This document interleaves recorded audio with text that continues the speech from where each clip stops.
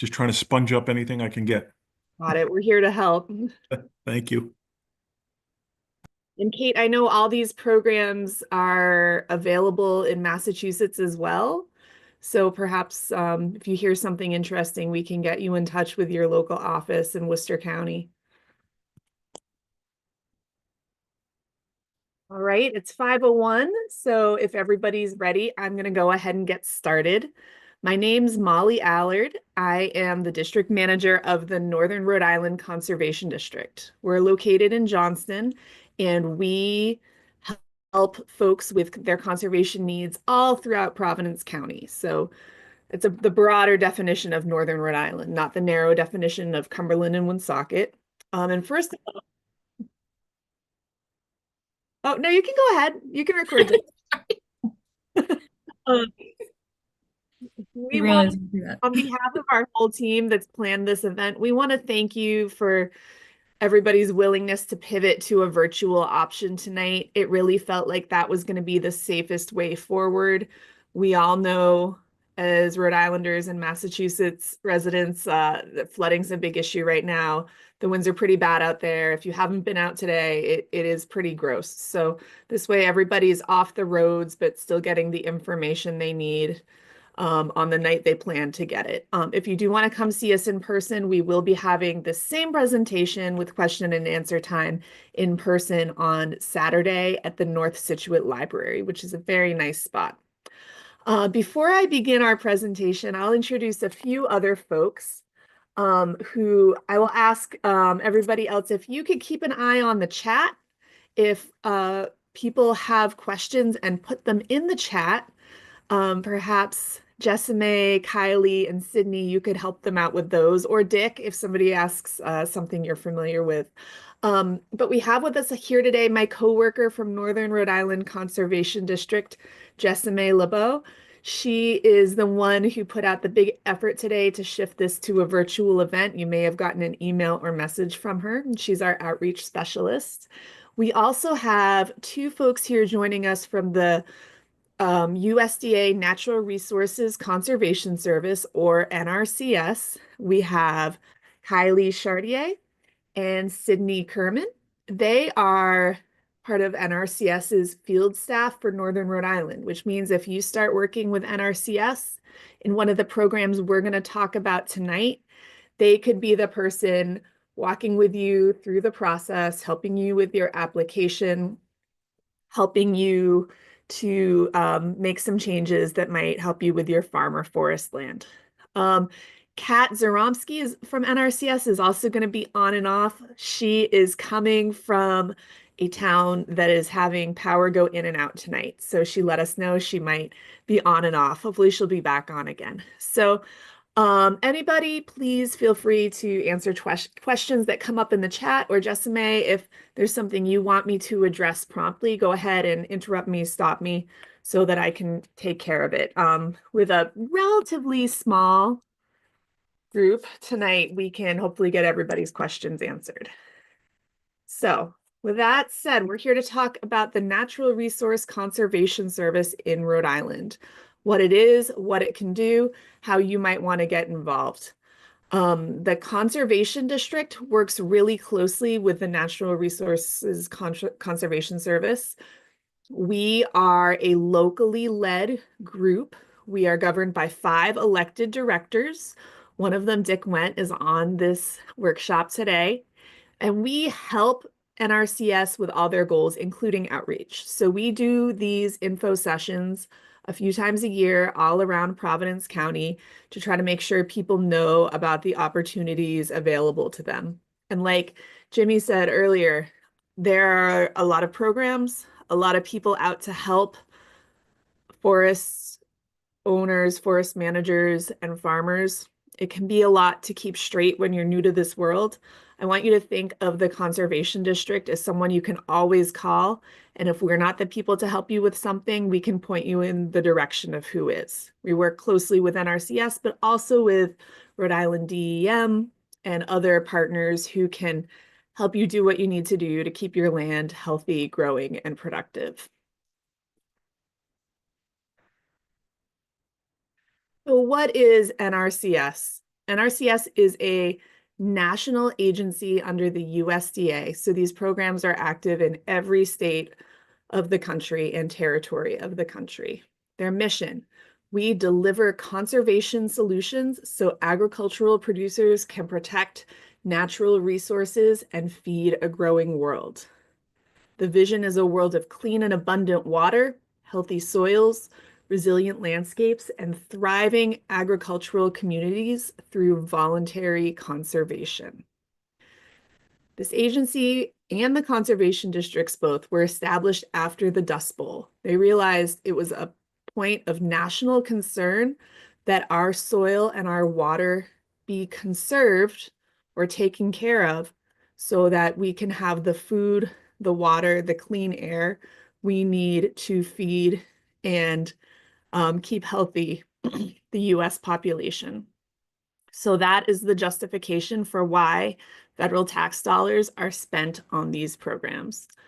Another thing I want to draw your attention to is the phrase voluntary conservation. All NRCS programs are voluntary. If you choose to participate, it's because you want to and you think it will benefit you and your land. These are not programs that someone is forced to participate in because they have, say, broken a regulation. And NRCS and the districts are non-regulatory. So we don't issue citations or tickets for anything that might be happening on your land. We do, we want the people we work with to be compliant. If we see something we're like, ooh, I'm not sure you're following wetlands guidelines with the way you're expanding your field, we might recommend you look into that, but we're not going to report you to DEM. We cannot, the way we're written. So we're on your side. We're here to help and hopefully help you work together with us towards keeping your land safe, healthy, and productive. So NRCS work is done through a series of programs that provide people with what they call financial assistance, but a lot of people refer to as money or a grant or a grant is the one I hear referred to more. It's not technically a grant. The official term for it is financial assistance. And technical assistance, that's just help and advice through a number of programs that are going to help you manage your land's natural resources, soil, air, water, wildlife being the primary ones. There's a lot of emphasis on soil health across NRCS programs. Healthy soil is good for growing food and other fibers such as forests. Healthy soil is connected to good water quality, good water availability, and also carbon sequestration, which can help mitigate the impacts of climate change. So there's a big emphasis on soil health across NRCS programs, but it's not all that NRCS does. So NRCS staff, when they're working with you, they're going to provide one-on-one personalized advice. They're going to help you conduct planning based on the goals you have for your farm or forest. And they're going to share information that will help you to make informed decisions about what you want to do. So when you're working with NRCS, it really is a relationship. It's not, we give you some money and we leave you alone. We're going to be going back and forth with you, answering questions you might have as you go along. It is a relationship with the agency. And you might be working with a couple of people, but they're all going to be keeping notes on your file, making sure that they're really prepared to answer questions you have based on your goals. What they're not going to do is come out and tell you what you have to do with your land. They're not going to say, hey, this would be a perfect spot for a vegetable farm. You need to do that now. They're going to listen to what you want. If what you want is a livestock operation, they'll provide you with advice and best practices to help plan your best livestock operation. If what you want is to do some thinning of your woods for firewood for the winter, they're going to provide you with advice and information to help you toward that goal. It's all based on the goals that you have. So here are some of the most popular practices or things that they fund and help with that we really see on the ground in Rhode Island. Among our vegetable growers, high tunnels are extremely popular. High tunnels are a technically movable structure that you can use to extend your growing season. We have people growing year round in high tunnels in Rhode Island. More commonly, we have people who grow a little earlier and a little later. But I do know of someone in the coldest part of Rhode Island in Burrillville who grows greens year round in her high tunnel. So it can be done. It's very cool practice. Cover cropping and other practices that will increase soil health, help your soil to have a more firm structure, hold together better when we have a big storm like we're having today, and be higher in nutrients for what you're growing. Irrigation practices. They are things like upgrades to your well, systems to provide drip line irrigation to your vegetable growing fields, things like that. Pollinator habitat, extremely popular lately. There's a lot of emphasis locally on protecting our native pollinating species, and planting pollinator habitat has been really popular among a lot of the landowners we work with. Waste storage in heavy use areas. This is an example of a bigger engineering generated practice that NRCS can help fund. This is for, our larger livestock owners wanting to minimize the impact on the surrounding land and water that their livestock have while they're feeding and drinking. And then forestry practices, which are extremely popular in Providence County. We have a lot of folks, Dick Went, who's on the call, is one, who may own between 10 and 70 acres of forested land, and they want to learn how to take care of it. They want to learn which trees should come down, which trees should stay, how to encourage bird life, how to build some trails so they can get into the tricky parts to do some harvesting. All of these things NRCS can help with. And this is not something we have in Providence County, but it is kind of cool. So we like to throw it in here. They're also working with oyster growers to create oyster reefs to help clean up contaminated portions of our bays to make them safer for seafood growing in general, which is really cool effort going on down in the southern part of the state. So NRCS can accept applications at any time, but they rank them on a rolling basis. So they'll collect applications for a while, and then they'll rank them out on certain deadlines that are established periodically. Now, the deadlines are not the same every year. So what you're seeing on the screen is what the deadlines were this year for our most popular programs. Next year could be different. Kind of depends on how much funding has come in from the national office and the way the money and the workflow is going to operate. We already had our first sign up deadline this year. That was on October 4th. We still have our second sign up deadline coming up on January 10th.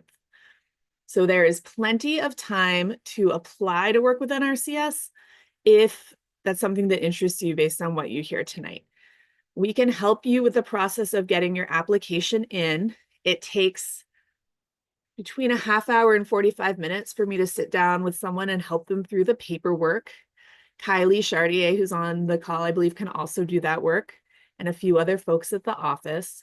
And it's a really good time to apply because, there's a lot of uncertainty in the legislation that funds our programs. So the amount of money we have next year hopefully will be the same, but it's possible it could be lower. So I think that if you're at all interested, it's a good idea to get the application in before the January 10th deadline to have your best odds of getting funded for the work you're interested in. So the biggest program here in Rhode Island, and the one that is most popular and the one that most people sign up for the first time they work with NRCS is called the Environmental Quality Incentives Program. And that is the program that would fund all the things I mentioned on the last page, plus a lot of other practices. So you might apply to us. You might, give me a call tomorrow and say, hey, that was interesting. I really want to apply for a high tunnel. I know what I want. I want a high tunnel. And we can help you with the application. You might not know what you want yet, though. You might say, hey, I'd love to do some conservation work on my land. I'm not really sure what is the best idea for me. I need some advice on that. And you can still apply. You don't have to know what you're applying for. You're going to be working with a planner who will help you figure out what's the best idea. They'll come out, they'll hear what you're interested in, what your goals are. Do you want to grow more vegetables? Do you want to address some invasive species? Do you want to harvest your woods? They'll hear what your goals are, and then they will help get you applied for the practice that is going to be a good fit for you. So again, I recommend applying before January 10th if you're interested. But if you think of this next March, you can absolutely put an application in. We take them all the time. And you don't have to have a full application in either.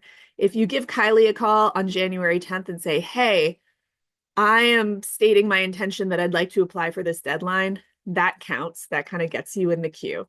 And they can follow up with you over the next week or two to make sure your paperwork is all completed.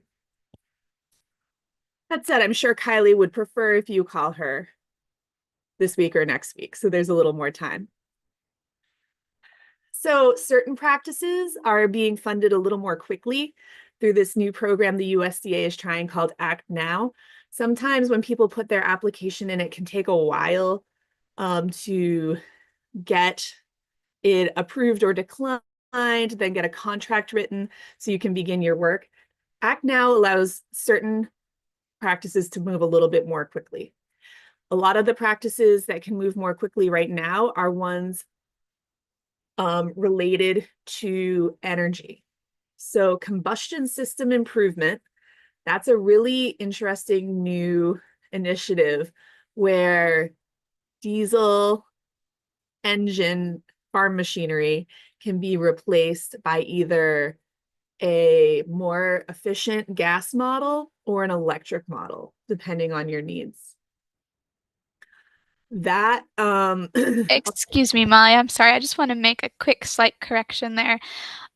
If you are planning to replace any diesel engine farm equipment, the option is to replace it with either a more efficient type of diesel machinery that fits the same need, or electric. We are not currently funding gas. I think I meant diesel gas. I'm sorry. I know it's no problem. I just want to make sure it's clear because we do have plenty of people interested in natural gas or other kinds of gas. I didn't even know that was an option, to be honest. I'm not a fan of for like heating systems, natural gas, or for like, certain vehicles you can run on like the regular gas that you put in your car, but specifically in this case, you can only replace diesel with either better diesel or electric. Perfect. Thanks for to be clear. Yeah, of course. So these ones you can continue to apply for until June 6th, 2025. Again, I would encourage you, though, to get it in early because once our pot of money for the year is gone, it's gone. And certain pots of money, their availability could change once the Congress changes. We don't know what will happen. So get an application in if you're interested. You're not committed until you sign a contract. If you get an application in and change your mind, it's okay. Another practice that can be funded through this more quick turnaround Act Now program are ones that implement what we call a comprehensive nutrient management plan, which is a very detailed plan that farms can have written for their land. If you already have one of these, I know there's only a few of us on this call, and you would like to put one into action, you can do that through the Act Now process, which can get you moving a little more quickly. If you don't have a comprehensive nutrient management plan and you like one, that would fall under the EQIP program I mentioned earlier. And I should mention, since I know we have at least one Mass person on the call, that these deadlines are set by the state. So the deadlines in Mass and Connecticut could be different from Rhode Island. but that information should be pretty easy to find on your state's website. Now, if you've already worked with NRCS, you enjoyed the process, you'd like to go a little bit deeper, continue doing conservation on your land, you might be interested in the Conservation Stewardship Program. This program has the same deadlines as the last one I mentioned, and it provides you with a minimum annual payment of $4,000 for maintaining your conservation practices and doing a few new ones. It's been really popular in Rhode Island. A lot of folks, again, I'll call out Dick Went, who I know has been doing conservation on his land for many years. It was a perfect fit for him to participate in CSP and continue that work. AMA is Agricultural Management Assistance, is a similar program to EQIP. It funds high tunnels and it funds irrigation practices. The planner you're working with will figure out with you which one it makes sense to put you under. Easements. NRCS does fund easements. And the deadline for the Agricultural Conservation Easement Program is a little bit sooner this year, December 20th. So I will ask, if you're interested in getting an easement for your land, if you can drop in the chat that you're interested in your email. I'm going to put you in charge with the folks at NRCS who put you in touch with the folks in charge of these programs at NRCS tomorrow. Joe Bichond and Brunilda Velez are excellent resources who can help you figure out if your land is a good fit for this program. We've had a lot of interest in easement programs in Rhode Island lately. We have a lot of folks who are thinking about, what comes next for their land when they're done working it. A lot of people who want to see it stay as a farm. And we have other easement programs that can help with forested land available at times too. So we'd love to help you with that. So just make sure you let me know soon, because that deadline is coming up a lot more quickly. Sometimes we have special programs available through a different funding source called the Regional Conservation Partnership Program. One of those right now is the Rhode Island Forest Health Works project, which provides forested easements. Now, I believe that they have a pretty full docket of applications, but because their deadline has passed, but if you have forested land, you're interested in an easement for it, let me know, because sometimes more funding becomes available, and we just want to make sure you're kept informed of that if that happens. Some of our funding this year, we have a really historic level of funding available in the state of Rhode Island, is under the Inflation Reduction Act's Climate and Smart Agriculture and Forestry funding structure. So this funding is extra this year, and it's one time only, and we don't know if we'll get it again. So that's what makes this year kind of the best time ever to apply to work with NRCS.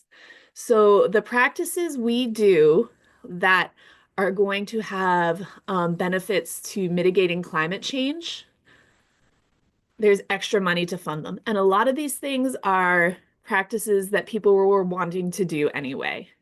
Certain forestry practices, crop rotation, cover cropping, waste separation facilities for our livestock owners, prescribed grazing plans, watering facilities for livestock owners, and some of those diesel engine replacement programs have extra funding under the IRA program. You don't need to know which section you're applying for. If you fill out an application, your planner will know which bucket to put your application in for the best chance of getting funded, because that's our goal, is to fund as many people as possible, put this money to work in Rhode Island. But this IRA funding, it's one time only. We don't know if it will be back. So we want to make sure people know that there's a little extra urgency to apply right now and have your really best chance of getting funded. So like I said, as a reminder, we accept applications year round. You're going to want to apply by January 10th for your best chance of funding. If you decide on January 10th, oh no, I didn't do the paperwork and I really want to, you can give the NRCS office a call and say, hey, I intended to apply for this funding cycle. That's enough. They'll follow up with you. Again, that said, things get busy after the funding deadlines. So if you know now you want to do this, we'd love to help you in the next couple of weeks before the holidays or in that first week after. So there are 5 steps to assistance when you're working with NRCS.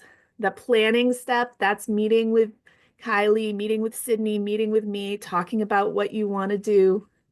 And the application step, that can happen with us too. That can all happen at the same meeting.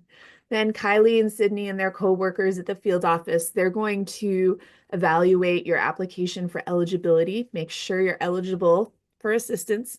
Most people are. The big thing that can make you not eligible is if you make over $900,000 a year. Usually I get a little giggle when I say that one in person, but it does happen, and we want to make sure folks in that bucket don't spend their time on the application. We can provide technical assistance to anybody, though, that advice and help with what you want to do, just not the funding. Then your applications are ranked against the other applications from Providence County. If you rank high enough to be funded, basically they fund in order of ranking until the money is all spent, then you will sign a contract. That contract will lay out exactly what you're going to do and how much you will be paid for it. It's really important that you not start the work until your contract is signed and Kylie or Sydney has given you that call and said, hey, again, the thumbs up. And this, if you remember one thing, remember this, because we want you to have a good experience. Until you get that call, don't start work or you can't get paid for it. If you're being funded to do some forest stand improvement, that's taking down some trees for the overall health of your woods, you can't get reimbursed or funded for anything you cut down until that's signed. Also, I'm going to mention at this point that NRCS funding does come on a reimbursement basis, not reimbursement. That's not quite the word. I'm blanking on the word. Kylie, help me out. I use the word reimbursement pretty frequently. It's sort of like, it is after the fact, after you've completed whatever practice. And I think the word reimbursement applies. Perfect. So say you're going to get X amount of money for your forest stand improvement. You will either do the work or hire someone else to do it. Sydney will come out and check out, they will that you've done it. They'll certify that your practice is complete according to the standards you've been given. And then you will receive that direct deposit of money from NRCS that has been promised to you. You don't have to save receipts from any contractors or anything like that. You're just going to know going in how much you get for doing what you want to do. So it's important, if you are hiring a contractor, to make sure that that math is going to work out for you. These programs are meant to fund about 75% of the cost of doing the work.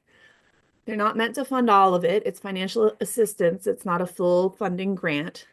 Certain categories of people are going to get a slightly higher rate, such as beginning farmers and veterans can get a slightly higher rate in some programs. But you want to make sure if you're being awarded $5,000 to do something and your contractor is charging $40,000, you want to make sure that that math works out for you before you move forward with it. So if you have questions, we have all of our phone numbers up here and all of our emails. I will ask, if you know right now that you'd like somebody to follow up with you to apply for this round of funding, I would be grateful if you would drop that in the chat, as well as whether you prefer a call or an email or a text and the best way to contact you. And then we'll take that off your plate. We can follow up with you tomorrow or the next day and set up an appointment to get together. If you're not sure yet, that's okay too. You can give me a call next week. You can give Kate Bousquet, who is Kylie and Sydney's supervisor at NRCS, who's excellent. You can give her a call too, and we'll make sure you get taken care of. And with that, I am going to open it up for any specific questions anybody might have.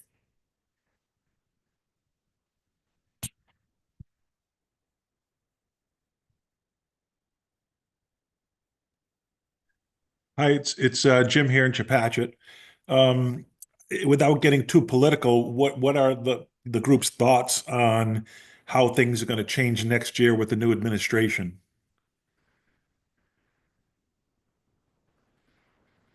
Well, we don't have a current farm bill. These programs are funded under the 2018 Farm Bill. They have historically been funded by administrations and Congresses of both sides of the aisle. And I think Okay. those of us doing this work are mostly choosing to stay optimistic that that will continue, but there really is no guarantee. But we do know the money we have to spend this year will be available to spend this year. And that's why I really urge getting in an application now. The funding that, could be here next year, could be not, is that extra funding from the Inflation Reduction Act bill. So I think Okay. that those would be especially pertinent to apply this year. Okay. If there's other questions, I don't want to dominate, but the pollinator habitat category, I guess, is something that I'd really like some more information about. I can drop down into the message thing and put a note there, or if there's somebody in particular you think I should contact, I can do that too. That's great. If you could drop your information, or Kylie, what do you think? Yeah, I do think dropping your information in the chat is a great idea so that somebody can get in touch with you to fill out an application. Because no matter what you're interested in, you'll at least need to fill out an application and get some of the basic paperwork filled out. And then usually for practices such as pollinator planting, there are a few different types of practices that could meet that need. So from there, it would be a conversation between you and whichever planner is assigned to take care of your application to talk a little bit more about the specific type of land we'd be working on. Is it forest? Is it cropland? And what's your ultimate goal? And is there a concern that you have that you believe needs to be taken care of with some kind of tree and shrub planting, such as stabilizing a stream bank? And you think maybe you could also be supporting pollinators by selecting certain plants that could provide nectar year round, or, so getting into the nitty gritty would be the next step. And that would be sort of along the lines of beginning planning stages. Somebody would probably want to come out to the property and take a visual assessment of the land. And after that, we would start beginning some of the computer work to determine your eligibility Okay. and how well you would rank against other applications in the system. Okay, that sounds good. Was Carissa Charbonneau one of your people, wasn't she? She worked with Molly at the Northern Rhode Island Conservation Okay. District, and she did work in the Northern District alongside me at NRCS. We worked closely together for a while she was here. Okay, she was a great help in getting me information and putting me in touch with someone to do my plan and help me with the application. So I can't sing her praise enough. Oh, that's great. For anyone else out there that may be questioning, is this the right thing to do? She was fantastic. I can't say enough about her.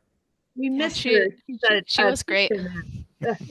We heard she's doing good, and I'm sure she's a great teacher too. Yeah, Yeah, yeah, she was going into teaching. That's right. yeah. And she was from Blackstone. We have a lot of Blackstone on this call, actually, now that I'm thinking of it. Any other questions? I had a question about the tractor replacement program or the equipment replacement program. Is that where can I find out more information? I mean, my basic question is if you have an older diesel engine that you're working to fix but is not currently working, is it still eligible?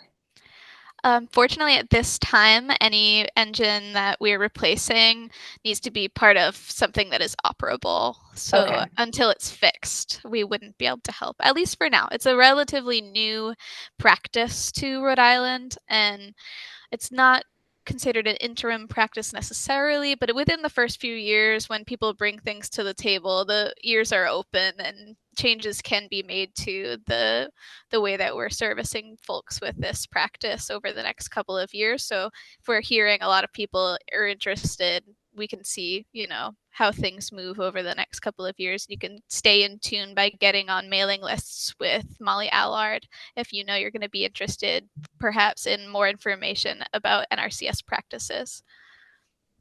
So Kylie, to tag on to what Hannah said about the tractor and the engine has to run and all that, is the program specifically to replace just the engine, or is it to replace the whole piece of equipment, or is it still kind of a gray area and it all depends? It's the whole piece of equipment. Okay. And it has to be mobile on-farm equipment for diesel to electric, or there are certain small exceptions, like a well pump. If you're going to go if you happen to have a diesel fueled well pump, you could replace it with electric as well. And then the other option is to go from diesel to a better lower emitting tier diesel. So if you have an older tractor, odds are replacing it would make it more efficient. And what we do is we calculate how much of a contribution we would be awarding the recipient after purchasing their tractor based on the brake horsepower of the tractor that they purchase. And they have to be replacing their current model with something with similar brake horsepower, and they cannot, exceed the current brake horsepower that they own by more than 25%, because what we are trying to ultimately do is reduce emissions. So if somebody came to us with a really small, older 10 brake horsepower tractor, which I know maybe doesn't exist, and then wanted something with 200 brake horsepower, ultimately that's not, we're not going to see an exchange there, or a return on saving emissions. Right. Ultimately, that's what has to happen, is that we're reducing emissions. Okay. Sorry to step on you, Hannah. No worries. I think my question was more or less pretty well taken care of, but it's nice to know about this program.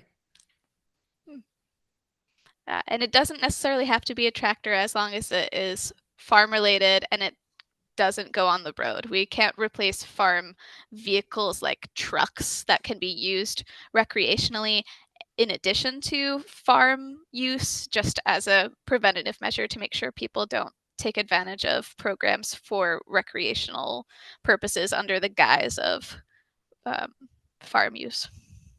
So my Jeep snowplow is not going to get a new Jeep. No, unfortunately. But my old Ford 3-cylinder backhoe tractor that still runs and works, right, is, I there's don't know how many, potential there. probably 50 horsepower if it's that. Mm. But okay, something to think about. I appreciate it. Yeah, of course.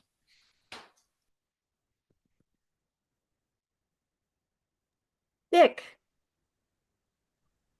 Yeah, I just wanted to talk about this program very quickly because I looked into it very, very, very, very, very closely when it first came out. People should understand that this is not going to not cost you something.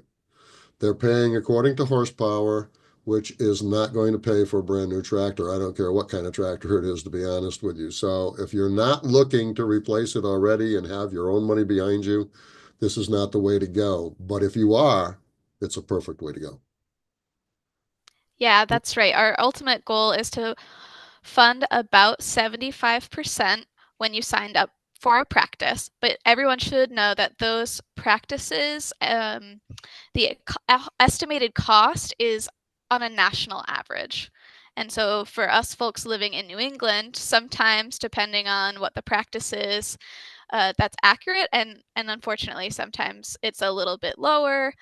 sometimes in certain cases it's higher. It's 100%. Like there have been some folks who have gotten forest management plans written and they ended up spending their forester ended up charging them something very similar to the amount of money that we were able to give them. And our funding that we give to people they're based on unit costs that are calculated by our national headquarters team. And so they're fixed rates. And whatever you get is what you get, whether that is actually in reality funding 120% or funding 50%. So that's why having communication up front with your planner about receiving a cost estimate and then doing a little research for yourself to see how much something is actually going to cost you in reality is a very good idea, so that you have a great idea of what you're actually going to need to upfront pay for or out of pocket pay for yourself without our, on top of our financial assistance before signing any contract.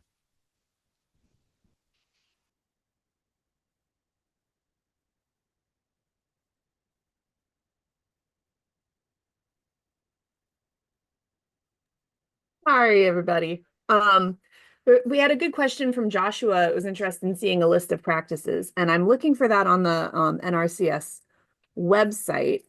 It's a very long list. It's like hundreds of things under the EQIP program. Thank you, Sydney. Appreciate it. You can browse it a little bit. One thing to keep in mind is they do vary by state. I doubt Rhode Island and Massachusetts are too different, but if you get into like Rhode Island versus Arizona, it's going to be completely different because we have different conservation. It's true, and that list is a national list. So there may be some practices on that list that aren't yet offered in Rhode Island. But it is a great starting point. Yeah, definitely. We've had some great questions. I appreciate it. We like to get questions. Are there any more before we wrap up our meeting? Thank you very much for the presentation. It was awesome, and really appreciate the information. Really glad it was helpful. So I'm gonna give my email and phone in the chat. We have a few follow-up requests. Jessime, would you mind taking a list of those just to make sure we don't miss anybody? And Kylie and I will figure out who's going to follow up with who and make sure that you hear from somebody within a few days. Thank you again for your flexibility tonight, and I hope everybody stays safe, power on, and unflooded. Yes, thank you for your help.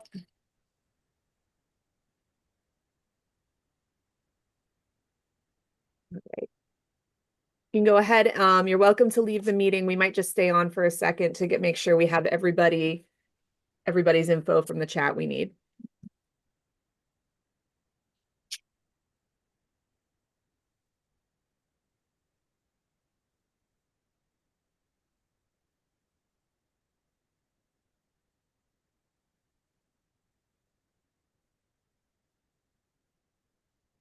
Kylie and Sydney, nice to meet you. Thank you for being on to help us out with questions tonight. Oh, it's my pleasure, Molly. Thanks for organizing and giving the presentation. Got it. More than lights on your background there, Jessime. Thank you. I like that it moves. I think that's pretty Yeah, authentic. it's cool. Thank you, everyone. Let's go ahead and introduce you. I just saw you hop on. Hey, yeah, I was just a few minutes late. The rain was wild tonight. All right, do you have power? You look like you're in the dark. I do. I don't know why it looks. I think it's because I have a black background, but luckily I do have power.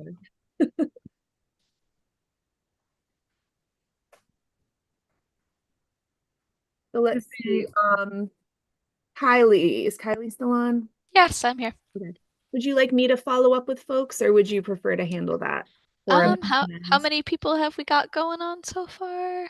Looks like Tina, Joshua, about 3. and Kennedy, and Stephanie. We have 4. Okay. I think if if Jessamy has already taken those names down, if she wouldn't mind sending me an email with their name and contact information, I can, alongside Kate, we can kind of give maybe one to everybody to follow up with, as if everyone's comfortable with that.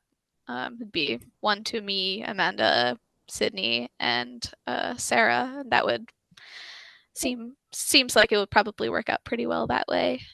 That sounds great. If you end up needing help, feel free to let me know. Okay. All right. All right. Thank you, everybody. Have a great rest of your night. Stay safe. Thanks, you Thanks, too, Molly. Molly.